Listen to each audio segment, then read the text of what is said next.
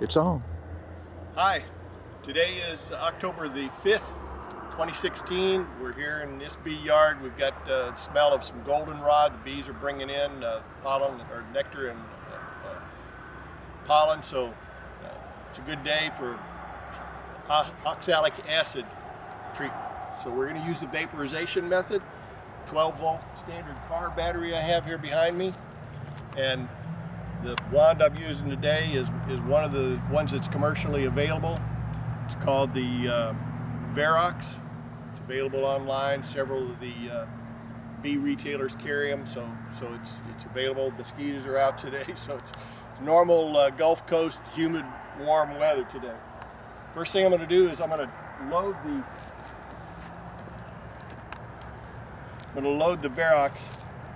See the disc here?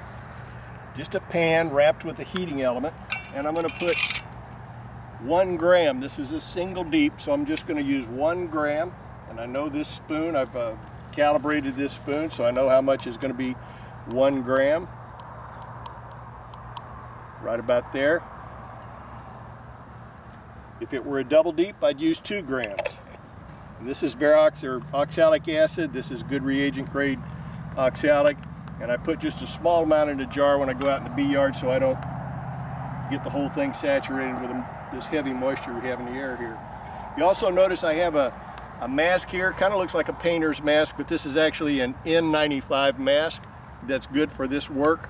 So if you're going to have to be working in the fog you're going to see develop, then you'll want to have this mask available. I'll just keep it here. Have a rag for drying out the Verox. A little water here to cool it off and clean it up when I'm done. So let's get started. I'm going to slide this as a screen bottom.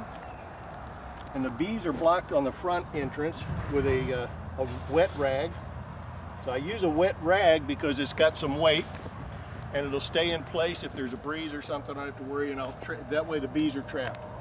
And we trapped them in there before daylight, just a little before daylight this morning. So vast majority of the bees are there. Next step is clip it. Of course, it doesn't matter on the battery. It's red and black, but it won't matter because it's DC and it's just a heating element, so you don't have to be worried about confusing the polarity. And this is going to go for 2.5 minutes to totally vaporize.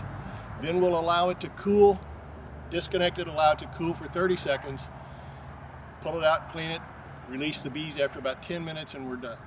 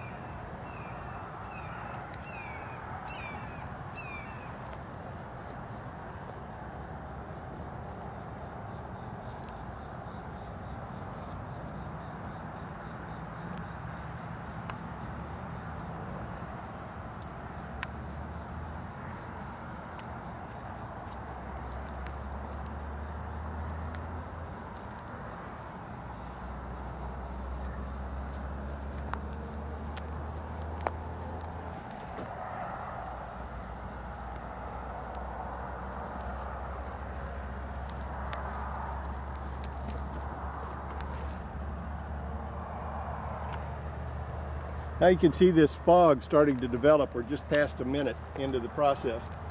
You always want to be upstream, upwind of the fog as it moves out. So don't take your eyes off of that fog unless you want to wear a good quality respirator all the time. It's so hot here and humid. That's typically not the case. It's just more equipment that you've got on your face and makes it a lot more uncomfortable. So we stay upstream of that fog, or upwind of that fog. And it's easy to track here in this humid weather because it makes such a cloud. In your area, if you have very dry weather, you probably won't see near as much cloud because it's not reacting with the humidity in the air. But that's good. You see some coming out the bottom, but it's a screen bottom board. And if you were here, you could see up close, you can see some fog coming out the top around that top cover. So it is penetrating the entire hive, and we get good mite drops this way. We'll slide a sticky board underneath, sprayed with a little vegetable oil, slide that underneath, and then in 24 or 48 hours come back and count the mites and see what sort of drop we had.